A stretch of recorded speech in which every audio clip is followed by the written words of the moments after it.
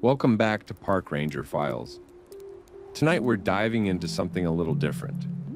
True stories from regular people who found themselves completely alone when something terrifying happened. Before we jump in, if you're enjoying these stories, make sure to hit that subscribe button and turn on notifications so you never miss an upload. And drop a comment below. Have you ever experienced something unexplainable while home alone?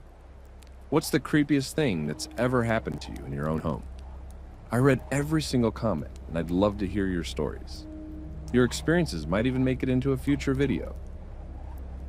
All right, let's get into it. Story 1.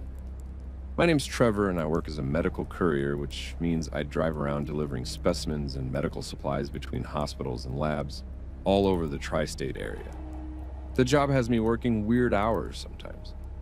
Early mornings, late nights, weekends, whatever the schedule demands. I don't mind it though. The pay is decent, and I get to listen to podcasts and audiobooks all day while I drive. About 8 months ago, I moved into this older duplex on the east side of town after my roommate situation fell apart. The landlord, this guy named Mr. Kowalski, who must have been pushing 70, gave me a deal on the rent because apparently the last 3 tenants didn't stay very long. He said they were all too picky about the place and couldn't handle living in an older building. The duplex was built in the 1940s right after the war, and it had that old house charm that I actually really liked. Original hardwood floors, high ceilings, those glass doorknobs that you don't see anymore, built-in cabinets in the dining room. The other half of the duplex was empty and had been for over a year, according to Mr. Kowalski. The rent was cheap enough that I didn't ask too many questions about why 3 people had bailed on the lease. Everything was fine for the first month or so. I'd come home after my delivery routes, throw something together for dinner, watch some TV or play video games, fall asleep. Normal everyday stuff. I was actually pretty happy with the place. It was quiet. The neighbors on the other side of the fence kept to themselves, and I had enough space to not feel cramped. But then I started noticing little things that seemed off. I'd come home and the bathroom door would be wide open when I was absolutely certain I'd closed it that morning. Or I'd find the kitchen faucet dripping even though I never used the sink before leaving for work. I always just grabbed coffee at the gas station on my way out.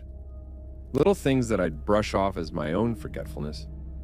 Or maybe just the house settling like old houses do. Then one night I got home around 11 p.m. after a late delivery run down to Springfield. I was exhausted and just wanted to crash. I heated up some leftover Chinese food from the night before and sat down on the couch to eat while watching some YouTube videos on my laptop. That's when I heard it. This creaking sound coming from below me, like someone shifting their weight on an old wooden chair or floorboard. Now, the duplex had a basement, but my landlord told me it was sealed off and inaccessible from my unit. There was an exterior entrance on the side of the building that led down there, but he said it had been padlocked for years because the basement flooded regularly during heavy rains. It wasn't safe to use for storage or anything else. So hearing noises from down there didn't make any logical sense. I muted my laptop and sat there listening. The creaking continued, slow and rhythmic, like someone was rocking back and forth in an old chair.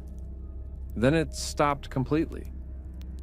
I waited a few more minutes, heard nothing else, and convinced myself it was just the house settling, or maybe a raccoon or possum that had gotten under there somehow.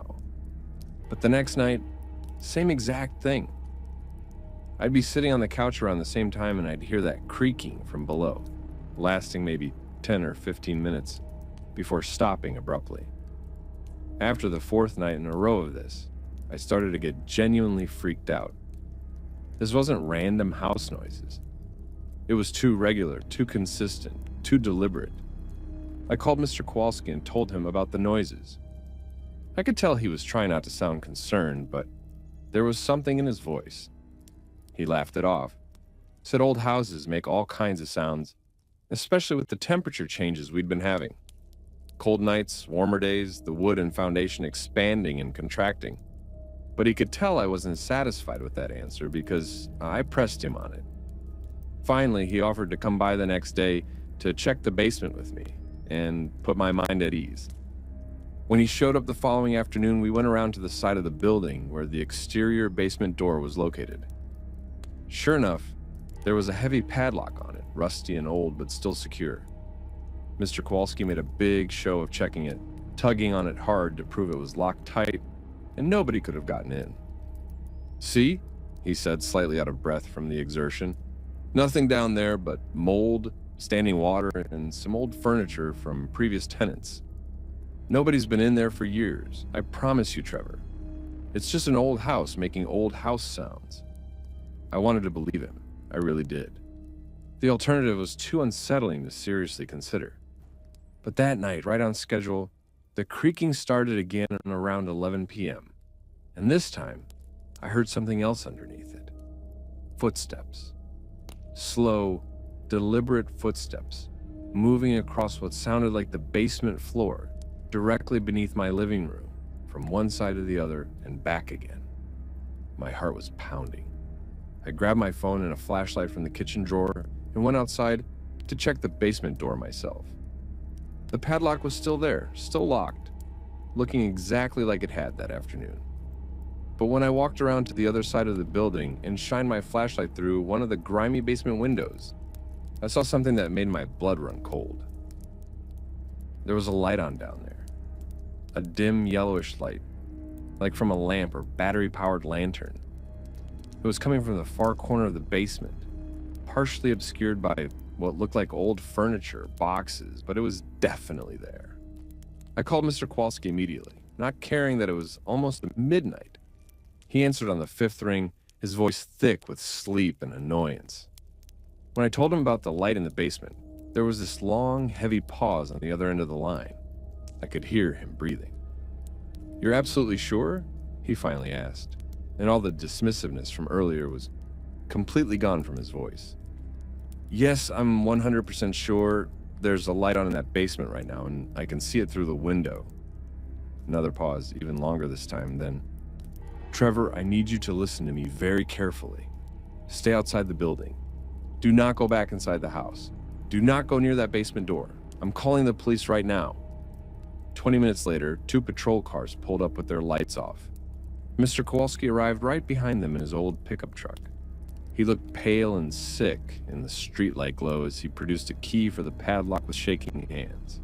The officers went down the basement stairs first with their flashlights out and hands on their weapons. I stood at the top of the stairs with Mr. Kowalski, who wouldn't look at me. The basement was exactly what you'd expect from a 50-year-old flooded basement. Concrete walls stained black with water damage and mold, exposed pipes along the ceiling covered in cobwebs, old furniture covered in mildew and falling apart. The smell coming up those stairs was awful. Stagnant water and rot. But in the back corner, someone had set up what could only be described as a living space. There was an old cot with blankets and pillows that looked relatively clean and new. A battery-powered camping lantern sitting on an overturned plastic crate. Empty food containers. Granola bar wrappers, beef jerky packages, empty water bottles. And that wooden rocking chair I'd been hearing, positioned right underneath the floor joists where my living room was located above. One of the officers called out that he'd found something else. In the ceiling above where the cot was positioned, there was a loose panel that had been carefully removed and set aside. The officer shined his light up through the opening and I could see it led directly into my bathroom, hidden behind the built-in medicine cabinet. That's how whoever was down there had been getting in and out of my apartment, through my bathroom. They found other things too, and this is the part that still gives me nightmares. Photographs. Dozens and dozens of photographs. Of me, coming home from work, eating dinner at my kitchen table, sitting on my couch watching TV, sleeping on that same couch when I dozed off, reading in bed at night, getting out of the shower. The photos were organized in neat stacks, labeled with dates and times written in careful handwriting. There was also a notebook filled with observations about my daily routine, what time I typically left for work, what time I usually got home, what I ate, when I did laundry, what TV shows I watched.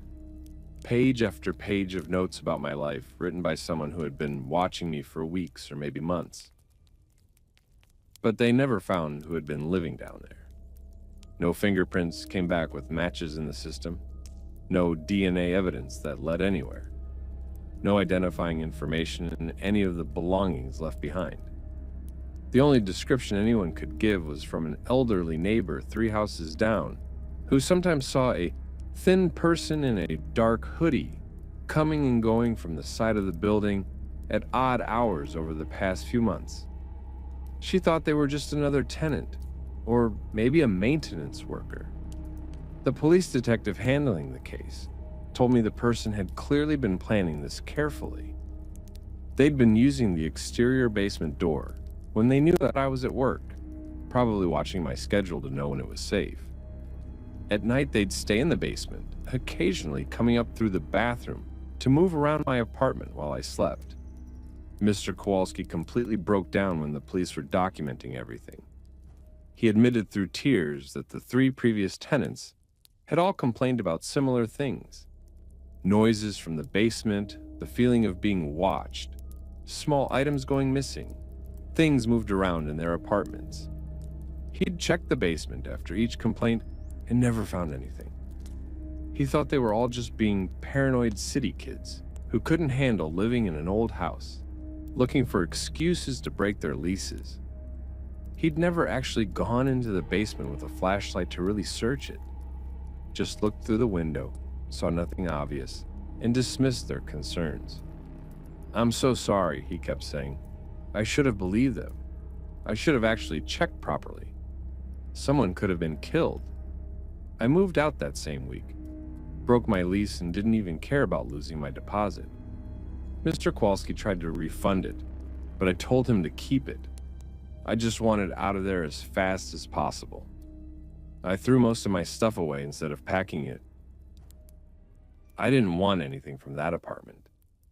The thought that someone had been touching my belongings, sleeping in my space, watching me through gaps in the floorboards, made me want to burn it all. The police kept surveillance on the duplex for a few weeks, hoping whoever had been living there would return for their belongings. But they never came back, at least not while officers were watching. The detective told me it was likely they'd spotted the police activity and decided to cut their losses. Sometimes I still think about it, especially when I'm trying to fall asleep in my new apartment across town. How many nights did I doze off on that couch while someone was directly below me, watching me through the gaps between the floorboards?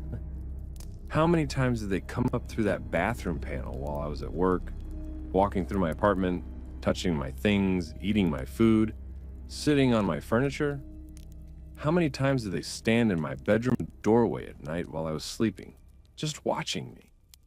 The detective said based on the wear patterns on the cot and the amount of food waste, someone had probably been living down there for at least 2 months, possibly longer. 2 months of having a stranger living beneath me. 2 months of being watched and studied and documented like some kind of science experiment. The thought keeps me awake sometimes. Even now, 8 months later, I still check under my bed before I sleep. I still check behind the shower curtain. I still check my closets. And I'll never ever live on a first floor again. Hell, I'll probably never live on a second floor either.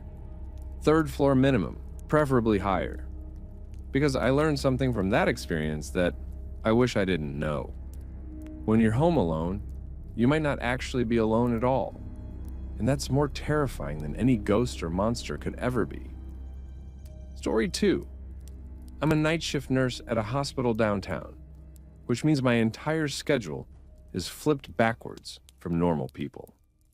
My name is Vanessa, and I've been doing this for about 6 years now. You get used to the backwards schedule after a while.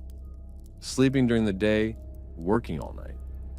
But it definitely takes a toll on your social life, and your body never completely adjusts, no matter what people tell you.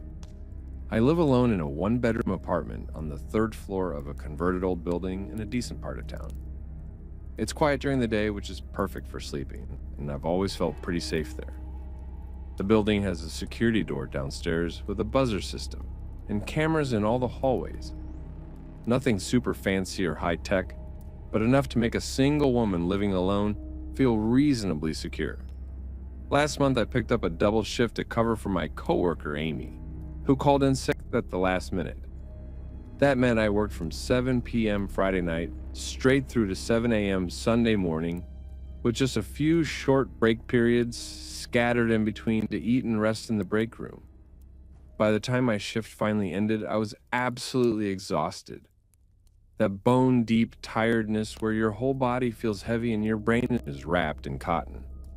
I remember stumbling through my apartment door around 8 a.m. on Sunday morning, barely able to keep my eyes open. I peeled off my scrubs and left them in a pile on the bathroom floor, pulled on an old t-shirt and face-planted onto my bed. I was asleep before my head even fully hit the pillow. I woke up around 4 p.m. to the sound of my cell phone buzzing loudly on the nightstand next to my bed. My room was dark with the blackout curtains drawn, and for a moment, I was disoriented, not sure what time or even what day it was.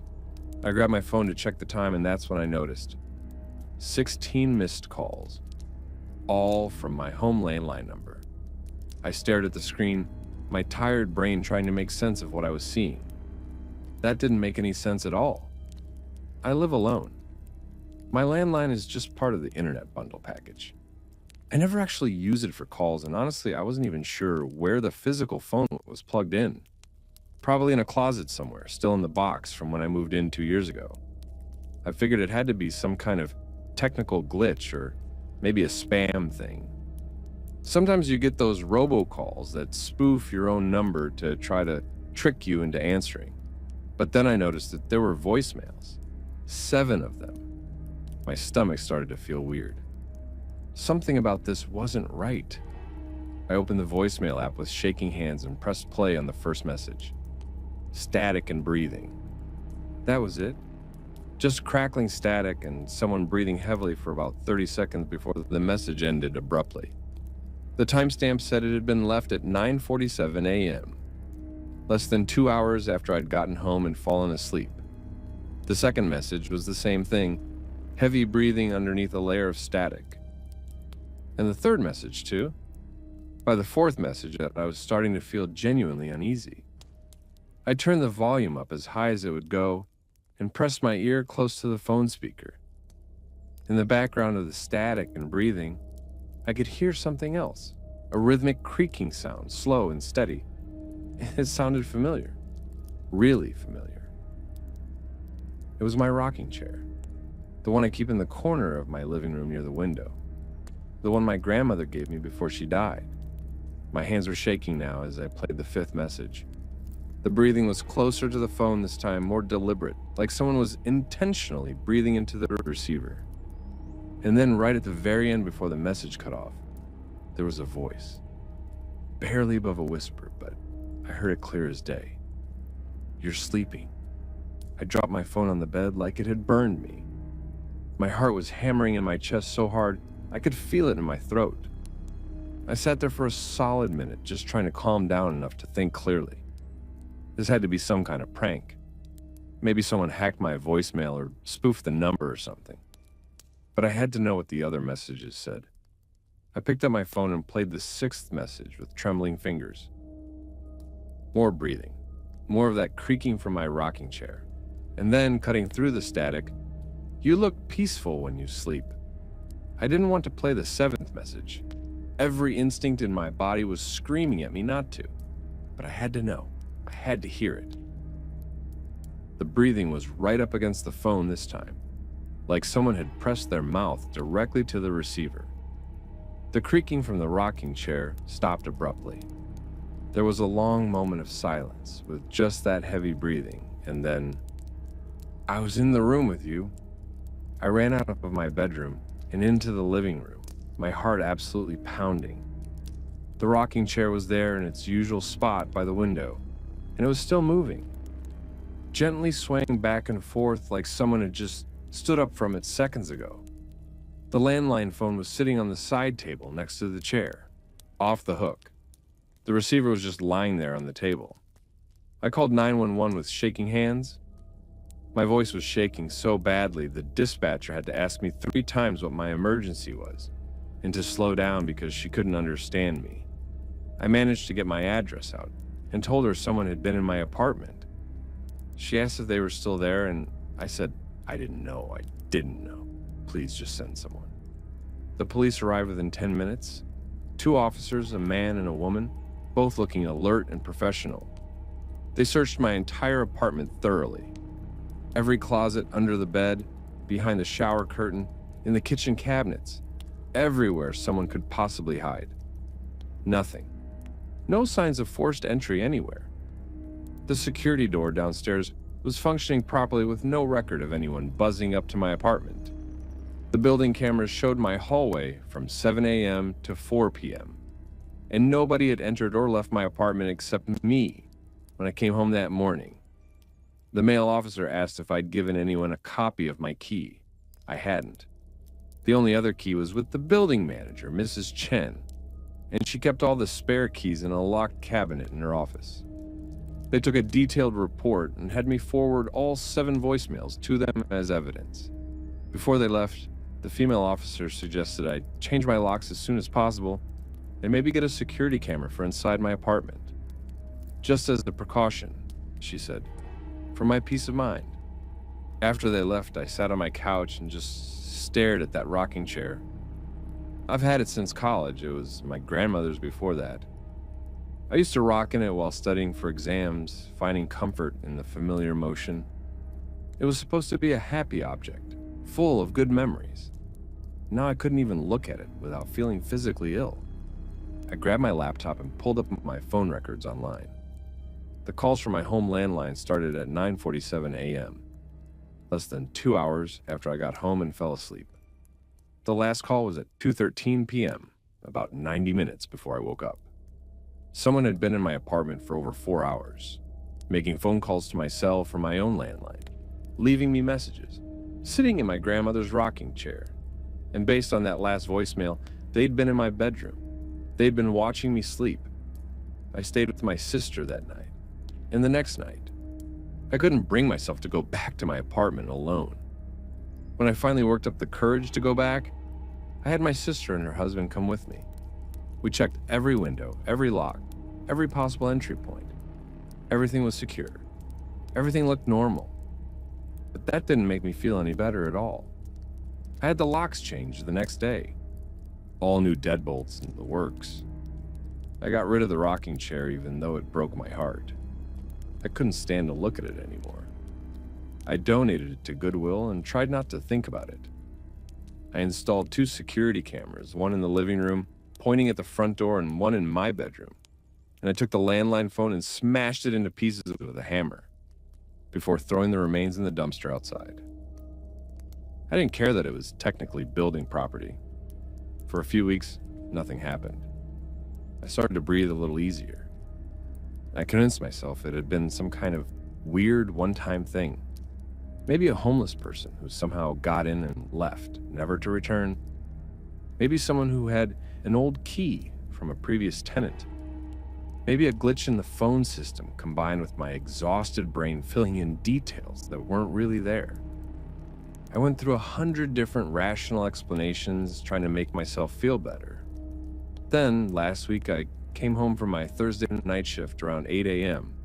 and checked my camera footage like I do every single morning now. It's become part of my routine. Get home, check the cameras, make sure everything looks normal. Everything looked fine until I got to the 2 a.m. timestamp on the living room camera. The front door opened, not forced, not broken down. It just opened smoothly, like someone used a key. The door stood open for exactly 12 seconds. I counted. The hallway behind it was dark and I couldn't see anyone in the frame, but the door was definitely open, standing wide open in the middle of the night. Then it closed, just as smoothly as it had opened, like someone had walked in then walked right back out, or like someone had opened it, stood there in the doorway, deciding whether to come in, and then change their mind. Nothing else happened on the footage. No one entered as far as the camera could tell. The door just opened and closed, and that was it. I've filed another police report. I've changed the locks again. For the second time in 3 weeks. I'm even seriously considering moving, though I can barely afford the place I'm in now, and breaking my lease would financially cripple me. But here's what really keeps me up at night. What I haven't even told the police yet, because I know how crazy it sounds. Those voicemails.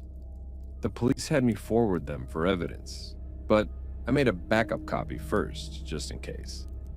I've listened to them dozens and dozens of times now, late at night when I can't sleep, trying to hear something I missed, some clue about who was there or how they got in. And in the 7th message, the last one, right before the voice says, "I was in the room with you," there's another sound buried under the breathing and static. It's faint, barely audible even with the volume maxed out, but it's there. I've isolated it, cleaned it up as much as I can with audio software. It's a camera shutter sound. The artificial shutter sound that smartphones make when they take a picture. Someone took photos of me while I was sleeping, and I still haven't found where they saved them or what they did with them. I don't sleep well anymore. Quick engagement break. Real quick before we continue.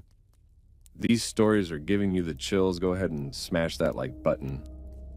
It really does help the channel grow and reach more people who love this kind of content. And seriously, drop a comment about your own experiences. Have you ever felt like someone was in your home who shouldn't have been?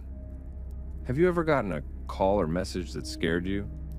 The community here loves reading your stories, and honestly, some of the comments I get are scarier than the stories I share on the channel. Your stories matter, and I want to hear them. Now let's get back to it. Story 3. My name is Derek, and I'm a software developer working remotely for a tech company based in Seattle. I actually live in Lincoln, Nebraska, which makes the time zone difference kind of annoying for meetings, but it allows me to afford a pretty nice house on my salary where I'd otherwise be living in a studio apartment eating ramen if I lived out there. The house I bought last year is a 3-bedroom ranch built in the early 1960s. It needed some cosmetic updates, but the structure was solid, and the price was right for a first-time buyer like me. My girlfriend Alicia lives about 40 minutes away in Omaha, where she works as a physical therapist, and she usually stays over on weekends. One of the first things we both noticed about the house was that the water pressure was absolutely incredible. The master bathroom has this rainfall shower head that the previous owners must have upgraded, and it feels like standing under an actual tropical downpour.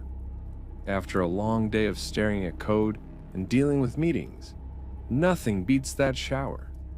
It became my favorite part of the house, honestly. About 3 months after I moved in, I started noticing something weird. Little things at first, easy to dismiss. I'd come home from running errands or grabbing lunch, and the bathroom mirror would be completely fogged up, like someone had just taken a long hot shower. The whole bathroom would still feel humid and warm. I live alone, so this didn't make any sense. At first I thought, maybe I was just misremembering. Maybe I'd showered that morning and the fog was taking longer than usual to dissipate. But then it happened when I knew for certain I hadn't showered. I spent an afternoon at Alicia's place, came home around 6 p.m., and the master bathroom mirror was fogged over. The bathroom felt like a sauna. The bath mat was damp. I checked every window and door in the house. Everything was locked tight. No signs of forced entry anywhere, no broken windows, no jimmied locks, nothing out of place. I mentioned it to Alicia that weekend, and she suggested maybe there was a leak somewhere in the plumbing causing humidity or condensation. It sounded logical enough, so I called a plumber first thing Monday morning. This older guy named Bill came out and checked every pipe, every connection, every seal in the bathroom and throughout the house. He even checked the hot water heater and the main water line coming into the house. Nothing was leaking. Everything was functioning perfectly. The humidity wasn't coming from a plumbing problem. Might just be how the ventilation works in this bathroom, Bill said with a shrug, as I wrote him a check for the service call. Some of these older houses don't have great airflow. Try leaving the door open after you shower to let it air out better. That made sense, I guess, but I couldn't shake the feeling that something wasn't right. Then, one Tuesday afternoon about 2 weeks later, I was on a video call with my team going over sprint planning when I heard it. Water running. Not from the kitchen sink. From the master bathroom. The shower was running. I muted my mic and told my team I'd be right back, that I had a plumbing emergency, and I'd rejoin in a minute. I rushed down the hallway to the bathroom and threw open the door. The shower was running full blast, hot water steaming up the entire room. I stood there in the doorway, staring at it for a solid 10 seconds, my brain refusing to process what I was seeing. I hadn't turned that shower on. I'd been sitting at my desk in the spare bedroom office for the past hour, on back-to-back calls. I finally snapped out of it and reached in to shut off the water. My hands were shaking. I searched the entire house. Every single room, every closet, the garage, the basement, the tiny attic crawl space. I even checked behind the furnace and water heater. I was completely alone. The only explanation was that I somehow turned it on and forgot, which didn't make any sense because I'd been on a video call the whole time. My webcam footage would prove I never left my desk. That night I barely slept. I kept thinking about that shower running by itself. I'm a logical person. I work with code and systems and things that follow predictable rules. I don't believe in ghosts or supernatural stuff, but I couldn't come up with any reasonable explanation for what happened. The next morning, I had to drive into Omaha for a rare in-person meeting at a client's office. I'd be gone most of the day. Probably wouldn't get home until 8 or 9 p.m. Before I left, I did something that felt paranoid but necessary. I took photos of every single room in my house on my phone, with special attention to the bathrooms. I wanted documentation of exactly how I'd left things. The meeting ran long and included an awkward team dinner afterward that I couldn't get out of. I didn't pull into my driveway until almost 9 p.m. The house was dark. I unlocked the front door and flipped on the lights. Immediately, I smelled something. Soap. That unmistakable smell of body wash and shampoo. Specifically, my body wash and my shampoo. The scent was strong, like someone had just finished showering within the past hour. My heart started racing. I pulled out my phone and started comparing the photos I'd taken that morning to what I was seeing now. In my morning photos, the master bathroom counter was completely clear and dry. Now there was a wet washcloth draped over the edge of the sink. The bath mat was soaking wet with visible footprints on it, and the shower curtain was bunched up on one side of the rod instead of spread evenly across like I'd left it. Someone had taken a shower in my house while I was gone. I got back in my car immediately and locked the doors. I wasn't going back inside until the police checked it out. My hands were shaking so badly, I could barely dial 911. 2 officers arrived about 15 minutes later. They had me wait in my car while they cleared the house room by room. After about 10 minutes, they came back out and told me nobody was inside. But they confirmed what I was seeing. Someone had definitely used that shower recently. Very recently. One of the officers, a younger guy named Officer Martinez, found something else. A single long, dark hair in the bathtub drain. My hair is short and light brown. Do you have a girlfriend? Someone who has a key? The other officer asked me, an older woman named Officer Patterson. I explained that Alicia had a key, but she was at work in Omaha all day, and I just talked to her an hour ago on my drive home. Plus, Alicia's hair is blonde and shorter than the hair they'd found. They took the hair as evidence and filed a report. Before they left, Officer Patterson suggested I change all my locks immediately and get a security system installed. She also said something that made my blood run cold. Mr. Carlson, I need to ask, have you recently ended any relationships? Any disputes with ex-girlfriends, former roommates? Anyone who might have access to your house or a reason to break in? I told her no, nothing like that. I'd been single for 2 years before meeting Alicia, and that relationship ended amicably when she moved to Portland for a job. We still followed each other on social media. The reason I'm asking, Officer Patterson continued, is that this doesn't follow the pattern of a typical break-in. Nothing was stolen, nothing was vandalized, and the person went to some effort to break in just to take a shower. That suggests someone who's specifically targeting you or this house for some reason. Someone who feels comfortable being here. After they left, I sat in my car for another hour, trying to work up the courage to go back inside. When I finally did, I went straight to the spare bedroom and grabbed my laptop. I started researching security systems and locksmiths, making calls even though it was almost 11 p.m. by then. One locksmith agreed to come out first thing in the morning for an emergency fee. The security company said they could have a system installed by the end of the week. That night, I stayed at Alicia's place. I told her everything, and she was amazing about it. Immediately said I should stay there until the locks were changed, and the security system was up. The locksmith came the next day and changed all the locks. 3 days later, the security company installed cameras covering every entrance to the house, plus motion sensors on all the doors and windows. For about 2 weeks, nothing happened. I started to relax a little bit. The cameras showed nothing unusual. No one approaching the house, no mysterious fog in the bathroom, nothing. Then Alicia stayed over on a Saturday night. We'd gone out to dinner, came home and watched a movie. Fell asleep in my bed around midnight. Around 3 a.m., the sound of running water woke me up. The shower was on, again. But this time the bathroom door was closed, and I could see light under the door. Someone had turned on the bathroom light. I grabbed the baseball bat I now kept next to the bed and positioned myself by the door. Alicia was awake too, her face pale in the darkness. She had her phone out calling 911, whispering our address to the dispatcher. We waited there in the darkness, me with my bat raised, Alicia on the phone with 911. The shower kept running. No other sounds from inside the bathroom. Just the water. After what felt like an hour, but was probably only 5 or 6 minutes, the shower shut off. I heard the shower curtain rings scrape across the rod, then footsteps on the tile floor. The bathroom door handle started to turn. I raised the bat higher, my whole body tensed and ready to swing at whoever came through that door. The handle turned all the way. The door cracked open about an inch, light spilling through into the bedroom. Then nothing. The door just stayed there, open that 1 inch, not moving. No one came through. We stood there frozen for I don't know how long. The door didn't move. There were no more sounds from inside.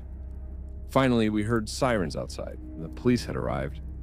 4 officers came through the front door with their weapons drawn. One of them yanked open the bathroom door while the others covered him. The bathroom was empty, completely empty. But the mirror was totally fogged over, the air thick with steam. And written in the fog on the mirror, in large, careful letters, was a message. Clean house. The police searched the entire house top to bottom. They checked every camera feed from that night. Nothing. The camera pointing at the back door showed no one entering or leaving. The motion sensors on all the doors and windows never triggered. The bathroom window was locked from the inside and was way too small for a person to fit through anyway. But that message was real. Alicia and I both saw it clear as day. The officers photographed it before the fog dissipated. I moved out the next day. Just started throwing stuff into boxes without even bothering to organize or pack properly. I couldn't spend another night in that house. I'm staying at Alicia's place now, and my house is sitting empty on the market. Here's the thing that keeps me awake at night. The security company reviewed all the footage from that night, frame by frame, timestamp by timestamp. You can see the exact moment when the bathroom light turns on. The light spilling under the bedroom door. You can hear the shower start on the audio. You can see when the bathroom door handle starts to turn, and the door opens that 1 inch. But there's never anyone visible entering the bathroom. Not in any frame from any camera, not in any timestamp. The bedroom camera has a clear view of the bathroom door. No one went in, no one came out. The police detective working the case thinks someone found a way to hack the security system and loop the footage, creating blind spots where they could move around without being detected. He said it's the only logical explanation. But I was in that room. I heard that shower running. I heard those footsteps on the tile. I saw that door handle turn with my own eyes. And I know what I didn't see. I didn't see anyone walk past us when that door opened. But someone wrote that message. Someone was in that bathroom with us. The house still hasn't sold. People come to viewings and then never make offers. Last week, my realtor called and asked if there was anything I should know about the property. Apparently, multiple potential buyers have mentioned feeling uncomfortable in the master bathroom. One couple said they could smell soap even though the bathroom was bone dry and hadn't been used in weeks. I told her to drop the price. I'll take whatever I can get, and I just want to be done with that place. Sometimes I still think about that message on the mirror. Clean house. I've turned it over in my head 1,000 times trying to figure out what it means. A threat? A demand? A warning? I don't know. And honestly, I don't want to know. I just want to forget that house exists and move on with my life. But I haven't taken a shower without checking behind the curtain first since that night. I don't think I ever will again. Story 4. I'm a freelance graphic designer named Jenna, which means I work from my apartment most days on my own schedule. My apartment is in a fairly quiet building on the north side of town. Mostly young professionals like me and a handful of retirees. 3 stories, maybe 20 units total, parking and back. I've lived here for about 2 years now, and it's always been pretty quiet and uneventful. No drama, no noise complaints, just people living their lives. The apartment next to mine, Unit 2B, was vacant for the entire first year I lived here. Then, about 12 months ago, a woman moved in. Her name was Patricia, and she seemed nice enough when we first met in the hallway. She was probably in her late 50s with short, grayish hair, usually pulled back in a clip, always dressed neatly in cardigans and slacks. She reminded me a little of my mom's sister. We'd chat occasionally when we ran into each other. Nothing deep or personal, just the usual small talk about the weather, the building, asking how each other's day was going. Patricia was very quiet as a neighbor. I barely heard her through our shared wall, which I really appreciated because my previous next-door neighbor had been this college kid who practiced drums at all hours. Sometimes I'd hear Patricia's TV at a low volume in the evenings, muffled voices from whatever show she was watching. Sometimes I'd hear her talking on the phone to what sounded like family members. Normal, everyday apartment neighbor stuff, she seemed perfectly normal. About 6 months into her living next door, she knocked on my apartment door one evening. It was around 8 p.m. on a Tuesday, and I was working on some logo designs for a client trying to meet a deadline. "Hi, Jenna," she said when I opened that door. She looked a bit embarrassed and apologetic. "I'm so sorry to bother you, but my bathroom sink is completely clogged and I can't get it to drain at all. I called the building manager, but he can't come out until tomorrow afternoon. Do you happen to have a plunger I could borrow? I know it's a weird thing to ask." "Of course," I said. It wasn't weird at all. I invited her in to wait while I grabbed my plunger from my bathroom closet. She stood in my entryway very politely, not moving further into my apartment, looking around with what seemed like genuine interest. "You've decorated this so nicely," she said, smiling at my gallery wall of framed prints. "Much more homey than my place. I haven't gotten around to putting anything up on the walls yet." I handed her the plunger and she thanked me over and over, promising to return it the very next day. True to her word, she knocked on my door the following evening with the plunger, cleaned and returned. "You're an absolute lifesaver," she said warmly. "I don't know what I would have done without it. I'm still getting used to living alone again after my divorce." I told her it was no problem at all, just happy to help. A few weeks later, she knocked again. This time she was locked out of her apartment and asked if she could wait in my place. while the building manager brought a spare key. I said, sure, of course. She sat on my couch for about 45 minutes while we waited, and we actually had a nice conversation. She told me about her career. She'd just recently retired from teaching middle school English after 30 years. We talked about the neighborhood, good restaurants nearby, that kind of thing. She seemed lonely more than anything.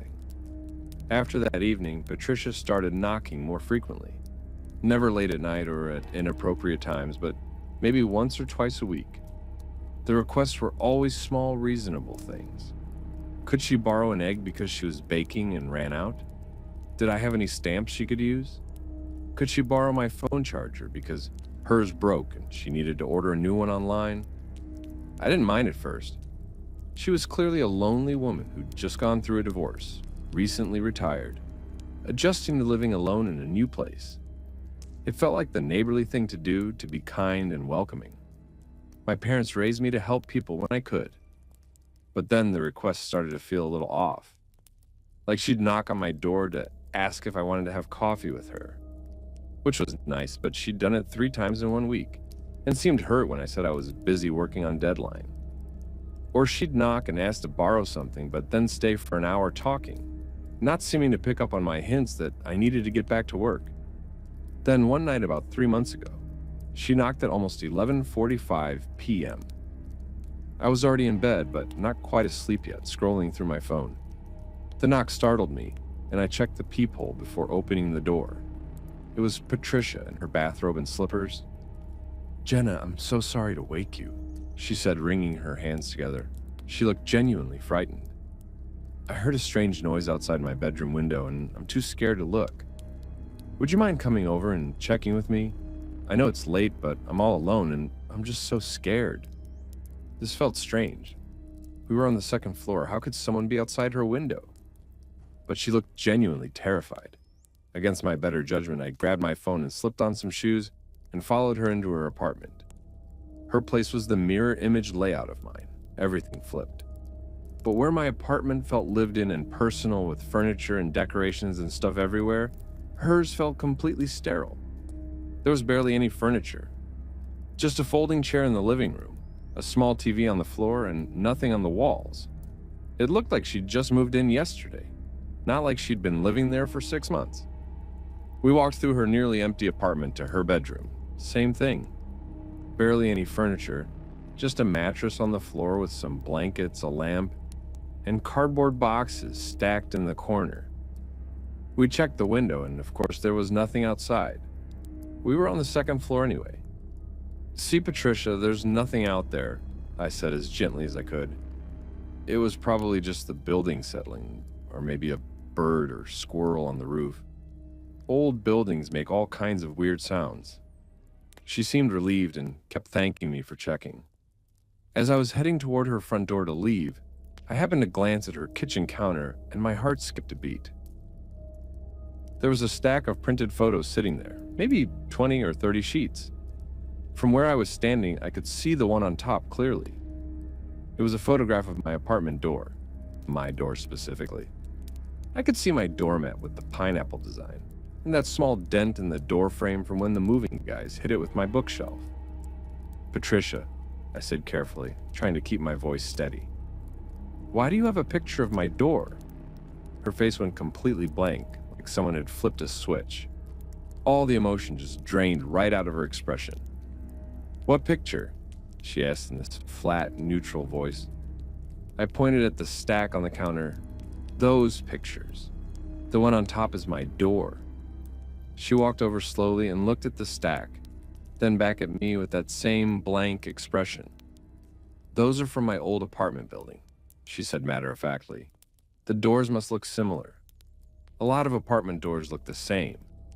I stared at that photo. It was my door. I was absolutely certain.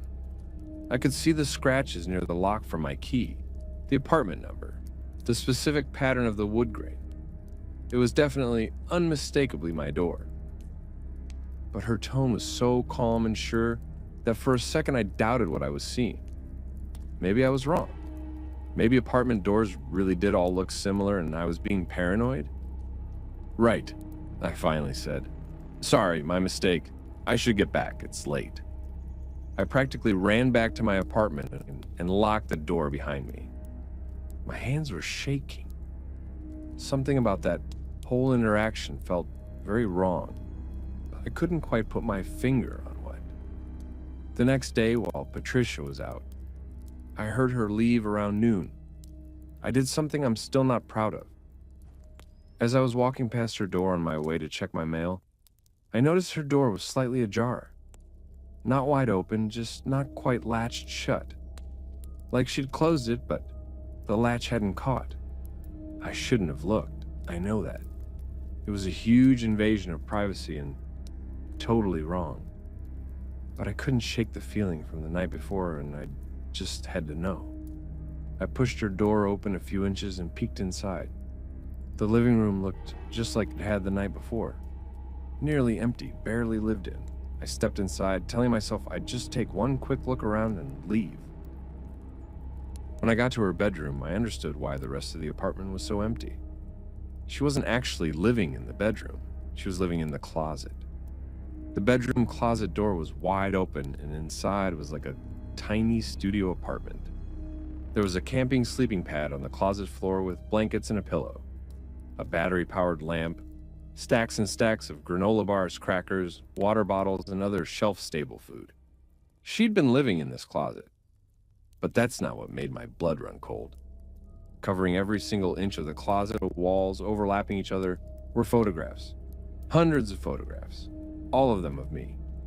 Photos of me leaving my apartment in the morning, photos of me getting my mail, photos of me taking out the trash, photos of me through my apartment window sitting at my computer working, photos of me on my couch watching TV, photos of me sleeping, photos of me in my bedroom changing clothes. Some of the photos had notes written on them in neat handwriting, arrows pointing at things with labels. Usually leaves for coffee at 9 a.m., orders Thai food on Thursdays, watches Netflix after 8 p.m. There was also a laptop sitting in the corner of the closet on top of a cardboard box. The screen was dark, but when I touched the trackpad, it woke up. Security camera feeds, live security camera feeds of the inside of my apartment. I could see my living room right there on the screen, my bedroom, my bathroom. She was watching me live right now through hidden cameras. I don't fully remember leaving her apartment. My brain just couldn't process what I was seeing. One second I was staring at that laptop screen showing my own bedroom. And the next second, I was back in my apartment, tearing through every room looking for those cameras. It took me 20 minutes, but I found all three of them.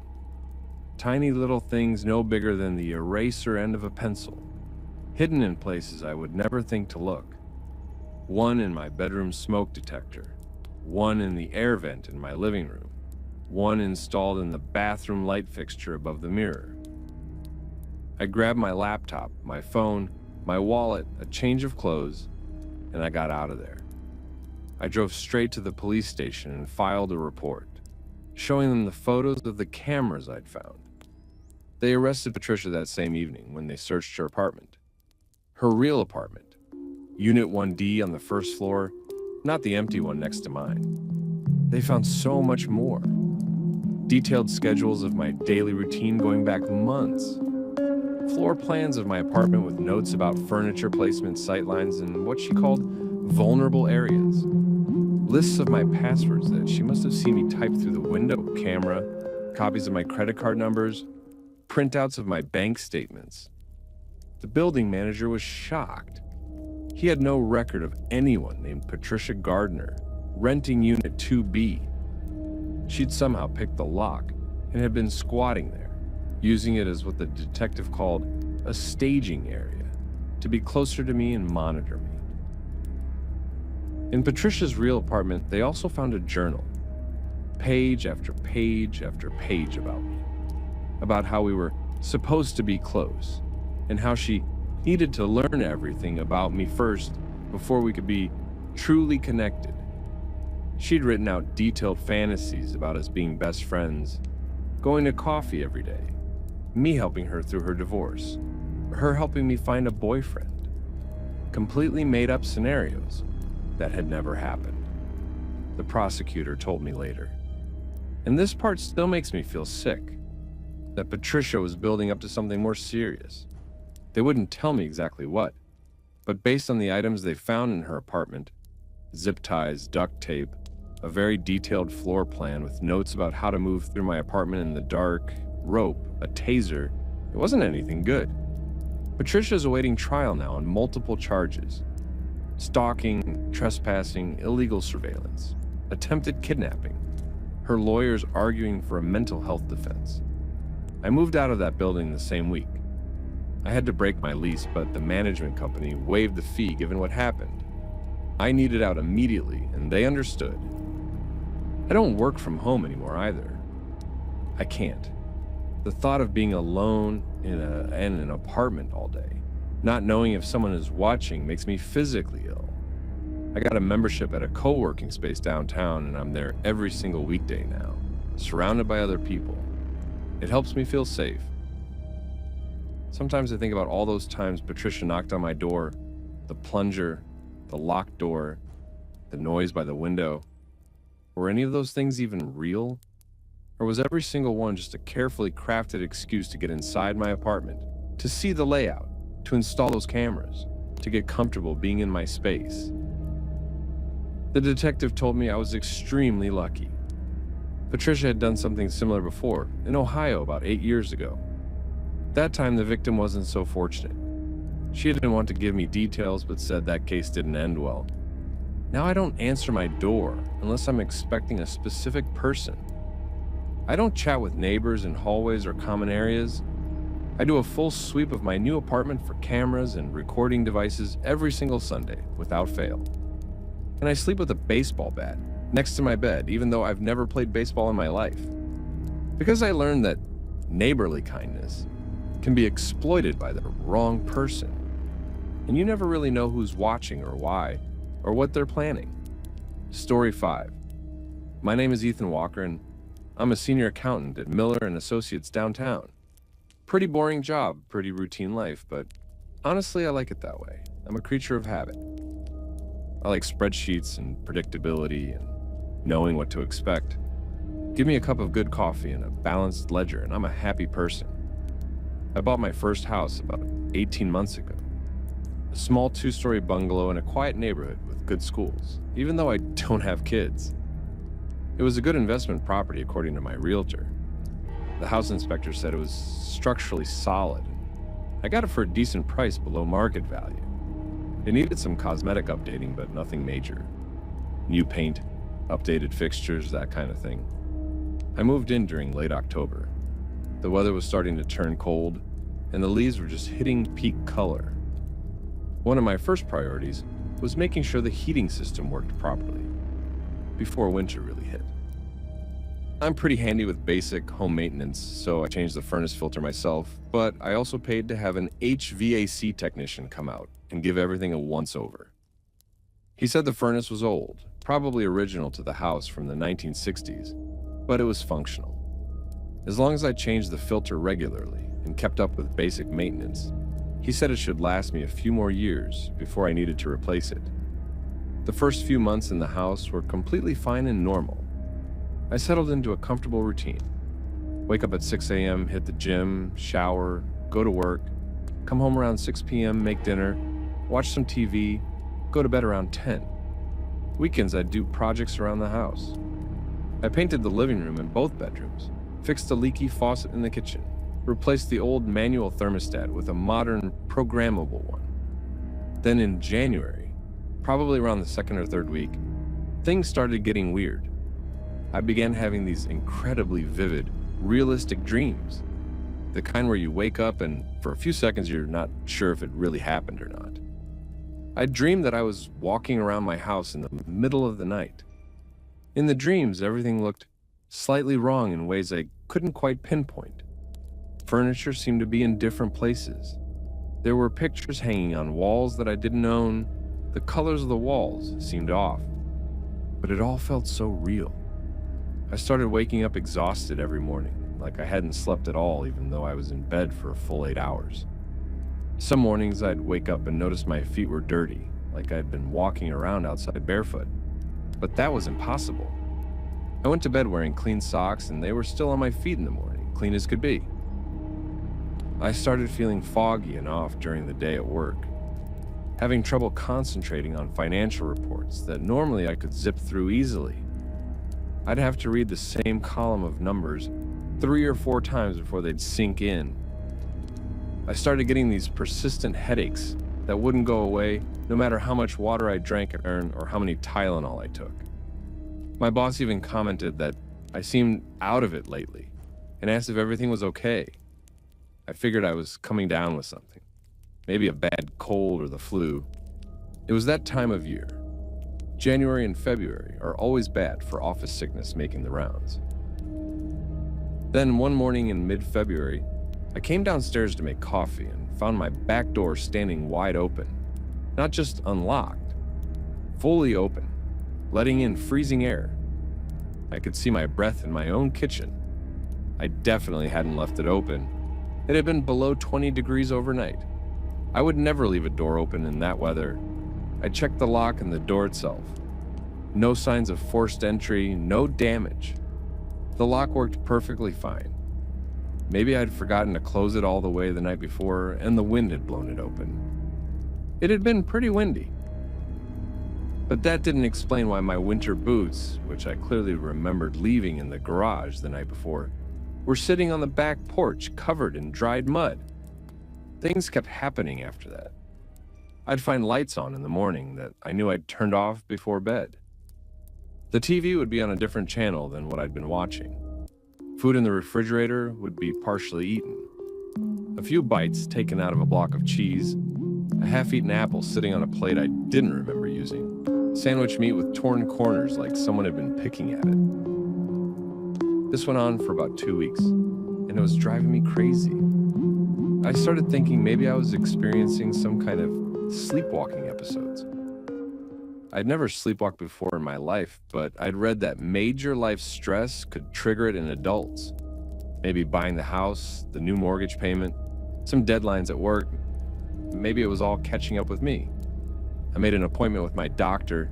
She ran a bunch of blood tests, checking for everything. Thyroid problems, vitamin deficiencies, diabetes, you name it. Everything came back completely normal.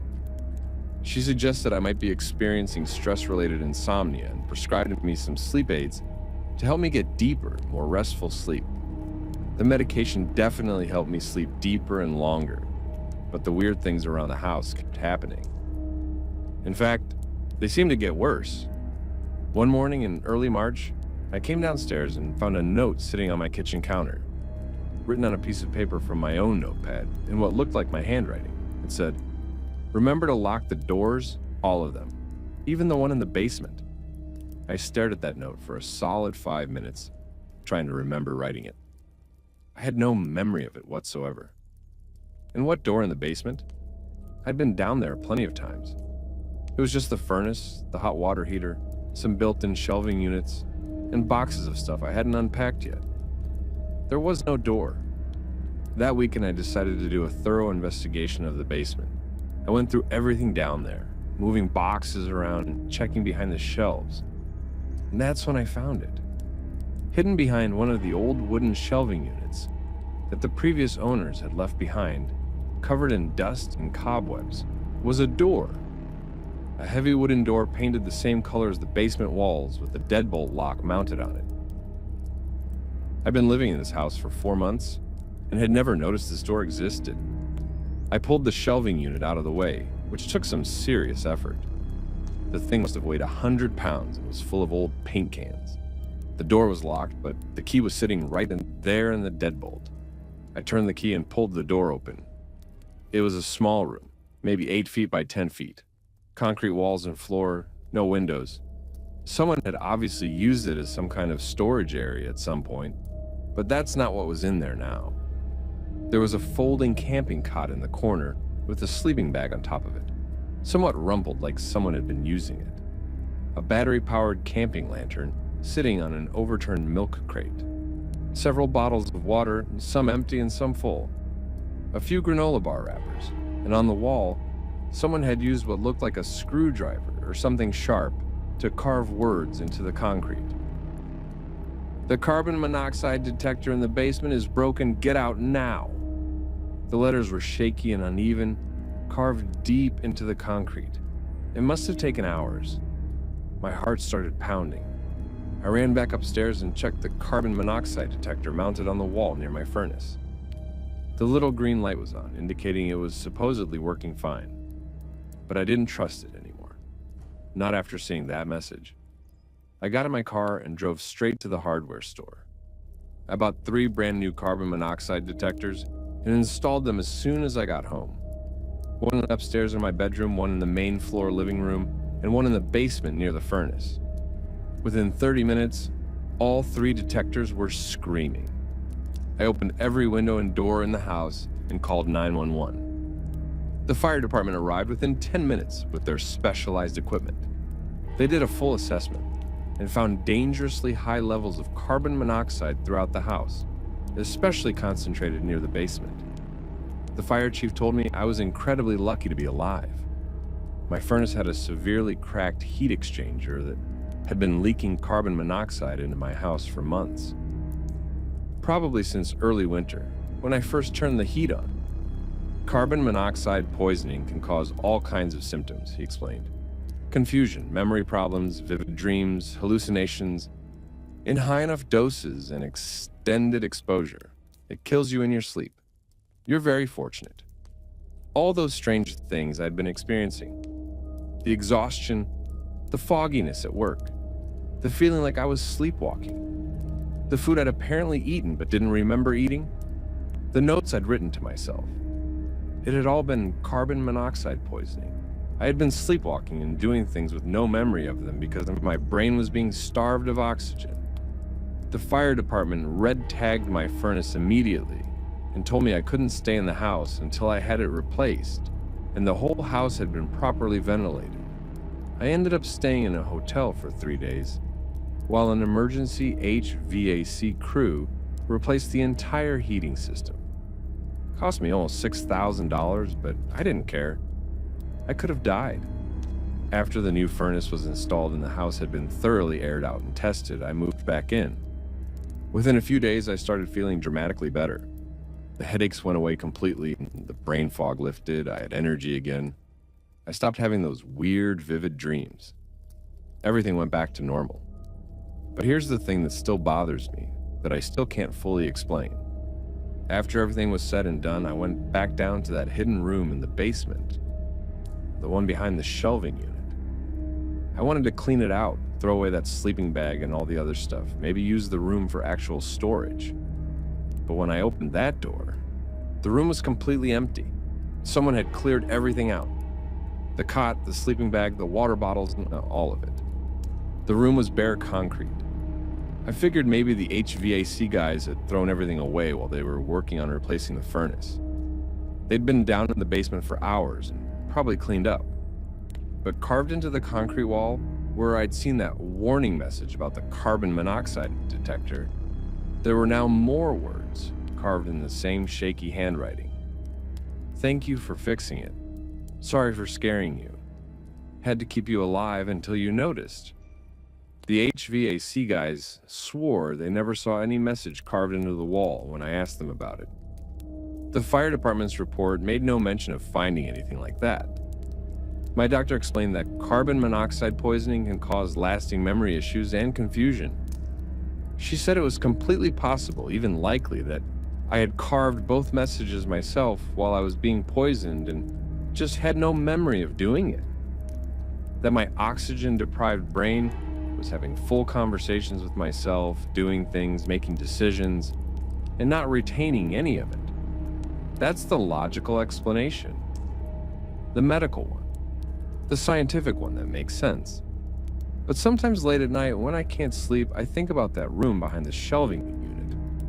About how someone had set up a survival space down there, with food and water, away from the poisonous air upstairs. About how that sleeping bag looked used and broken in, like someone had been sleeping there regularly. About how I was constantly running out of food, faster than I should have been for just one person. about that second message carved into the wall. Had to keep you alive until you noticed. The way my doctor explained it, I was essentially two different people during those months of carbon monoxide exposure. The daytime me who went to work and tried to function normally, and the nighttime me who was slowly being poisoned, who maybe on some level realized something was very wrong and was trying to survive. That's what she said. That makes sense. But I still check that basement room every single night before bed. I pull back the shelving unit and make sure the room is empty. And I never lock the deadbolt on that door. I leave it unlocked with the key sitting right there in the lock, just in case there's any truth to that second message. Just in case someone, or some version of me, saved my life, and I should be grateful instead of terrified. The house is safe now. The air is clean. The new furnace works perfectly. I'm healthy and back to normal, but I still can't shake the feeling that I wasn't alone during those poisoned months. And I'm not entirely sure I want to know the truth. All right, everyone, that's it for tonight's collection of Home Alone horror stories. I hope these gave you some good chills, or maybe just made you want to check all your locks and install some security cameras. Either way, mission accomplished. If you made it all the way to the end, you're a real one, and I appreciate you. Show some love by hitting that subscribe button if you haven't already. It genuinely makes a huge difference for the channel and helps these stories reach more people. Ring that notification bell too so you never miss an upload. I post new content every week, and trust me, you won't want to miss what's coming next. Most importantly, I want to hear from you. Drop a comment below about your own creepy experiences. Have you ever had something happen while you were home alone that you couldn't explain? Have you ever felt like you weren't actually alone when you should have been? Have you found evidence that someone was in your home without your knowledge? The comment section on this channel is honestly one of the best parts. You all share genuinely unsettling experiences, and I read every single one. Your stories might even inspire future episodes. Thanks for watching Park Ranger Files. Thanks for listening. Thanks for being part of this community of people who appreciate the strange, the unexplained, and the terrifying. Stay safe out there. And remember, sometimes the scariest things aren't in the dark woods or on deserted roads. Sometimes they're a lot closer to home than you think. Sometimes they're right on the other side of your bedroom wall, or in your basement, or standing in your bathroom while you sleep. Lock your doors. Check your locks twice. And maybe sleep with one eye open tonight. Until next time, this has been Park Ranger Files.